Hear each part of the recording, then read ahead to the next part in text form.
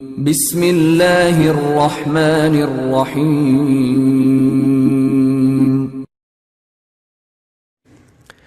مسجد میں زلزلہ آیا، امام صاحب کھڑے ہوئے ہیں، پیچھے پبلک بھی، ایک ایک کر کے جس کے جتنے 4 مہینے لگے ہوئے تھے وہ کھڑے ہوئے ہیں، چلے والے سارے آہستہ آہستہ۔ یہ تو میں اپنی طرف سے وہ ڈیٹیل بیان کر رہا ہوں۔ سب سے پیچھے سیروزے والوں کی جماعت وہ نکلے ہیں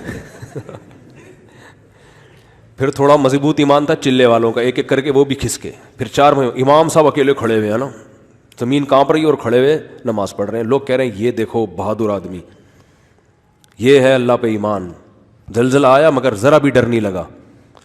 یہ بہادری نہیں ہے، یہ کیا ہے؟ اٹ از کالڈ حماقت، یا تو جہالت ہے یا کیا ہے؟ حماقت۔ اللہ وہ امام صاحب کو معاف فرمائے، جو بھی تھے ہم سے اچھے ہی ہوں گے، لیکن بہرحال یہ عمل صحیح نہیں ہے۔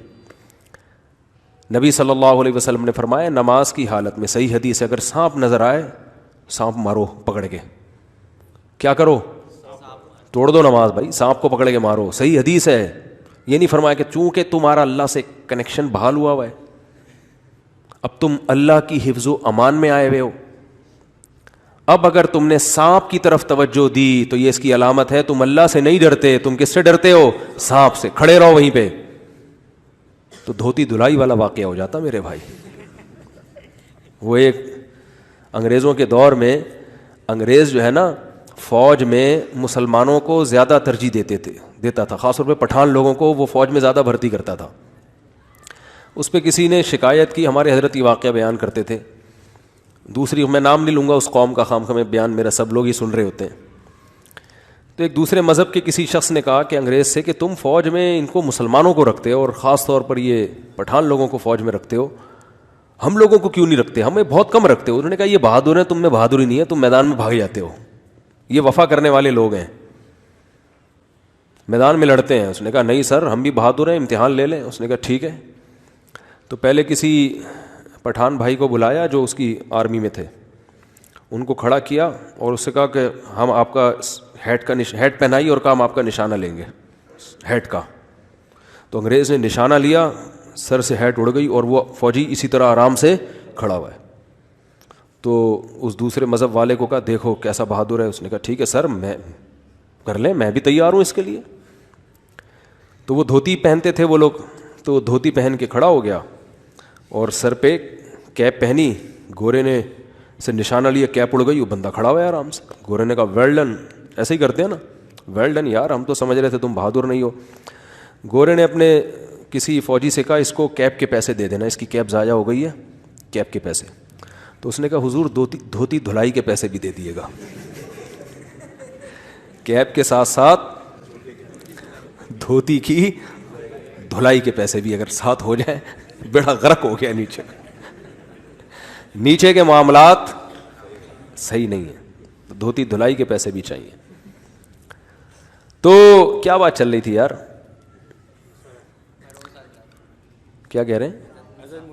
ہاں، تو بہادری کا تعلق مذہب سے بھی ہوتا ہے، لیکن بہادری کا تعلق آپ کے اعصاب سے اور آپ کے دل سے بھی ہوتا ہے۔ تبھی تو نبی صلی اللہ علیہ وسلم نے فرمایا خیارکم فی الجاہلیت خیارکم فی الاسلام، جو جاہلیت میں بہتر تھے اسلام میں بھی وہی ہیں، کیونکہ جو جاہلیت میں جنہوں نے اسلام کو نقصان پہنچایا نا میدان جنگ میں، وہ بہادر تھے، ان میں اس لحاظ سے غیرت تھی کہ اپنی قوم کے ساتھ وفا کر رہے تھے کہ لڑیں گے۔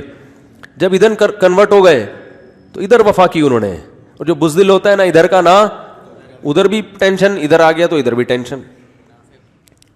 تو یہ کچھ صلاحیتیں گاڈ گفٹڈ ہوتی ہیں، تو اس لیے علماء کہتے ہیں اگر کسی کو موت سے ڈر لگتا ہے، اس لیے نہیں کہ آخرت پر یقین نہیں ہے، بلکہ اس لیے کہ وہ اعصابی کمزوری ہے، اس کے دل کمزور ہے، تو یہ موت کا ڈر سے آخرت میں کوئی نقصان نہیں ہوگا، اور یہ بزرگی کے خلاف نہیں ہے، اس سے کوئی کسی کا یہ ثابت نہیں ہو جاتا کہ یہ بزرگ نہیں ہے۔ تو بعض لوگ ڈر رہے ہوتے ہیں، بہت زیادہ موت کا خوف ہوتا ہے ان کے دل میں، وہ کمزور ہوتے ہیں اعصاب ان کے۔ تو نبی صلی اللہ علیہ وسلم نے فرمایا نماز میں اگر سانپ نظر آئے تو کیا کرنا ہے بھائی؟ سانپ کو مارنا ہے، ورنہ کیا ہوتا، میں وہ تشریح کر رہا تھا نا حدیث کی، اگر یوں حکم ہوتا شریعت میں کہ نہیں تمہارا، آج کل دیندار لوگ اس طرح کی باتیں شروع کر دیتے ہیں، ایک طرف اللہ سے تمہارا کنیکشن، ایک طرف سانپ، مخلوق اور خالق کا کیا ہو رہا ہے؟ مقابلہ. اب تمہارا امتحان ہے کہ مخلوق سے ڈرتے ہو یا خالق سے. تو اس میں وہ سانپ بھی کس نے بھیجا ہے؟ خالق نہیں بھیجا ہے نا. ٹھیک ہے نا. اور سانپ کا کام ہے کاٹنا, یہ بھی صلاحیت کس نے رکھی ہے؟ خالق نہیں. اور اس نے کوئی گارنٹی نہیں لی ہے کہ تم کو نہیں کاٹے گا, اور یہ بھی نہیں کہا کہ نماز میں نہیں کاٹوں گا, یہ بھی نہیں کہا. تو اللہ نے جب تک گارنٹی نہیں لی ہے بھائی کسی چیز کی, ہم اپنی طرف سے کسی کو گارنٹی نہیں دے سکتے کہ آپ چونکہ بہت نیک ہیں لہذا آپ کو کچھ نہیں ہوگا. آپ بہت نیک ہے تو آپ پہ کوئی دشمن حملہ ہی نہیں کر سکتا. آپ بہت نیک ہے تو آپ پہ تو کرونا کا اٹیک نہیں ہو سکتا. آپ بہت نیک ہے تو آپ کو تو مالی نقصان ہی نہیں ہو سکتا. آپ بہت نیک ہیں تو آپ کی تو صحت بہت ٹائٹ رہے گی. آپ بہت نیک ہیں, آپ کے گھریلو حالات بہت اچھے رہیں گے. گھریلو حالات اچھے رہنے کے اصول نیک ہونے بھی ہیں, اور اس کے علاوہ بھی کچھ چیزیں ہیں. آپ بہت نیک ہیں, رزق دروازے توڑ کے آئے گا آپ کی طرف. کیوں آئے گا بھائی؟ رزق تو اس کی طرف آتا ہے جو رزق کمانے کی کوشش کرتا ہے. ایسی تھوڑی خالی بلی آ جاتا ہے رزق. بہت نیک ہیں, بیٹھے ہوئے آرام سے, تو بیٹھے رہو پھر.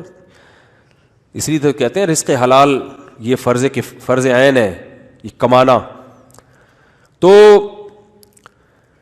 نبی صلی اللہ علیہ وسلم نے ارشاد فرمایا, ہاں میں یہ عرض کر رہا تھا بزرگی کا جو معیار بن چکا ہے وہ معیار ہی کیا ہے آج کل, اس میں ہی بہت بڑا فالٹ ہے. اور پھر ایسے لوگوں کو بزرگ فرض کر لیتے ہیں, اور پھر ان کو ہدیے نذرانے ان کے سامنے جھک رہے ہیں, ان کے ہاتھ چوم رہے ہیں.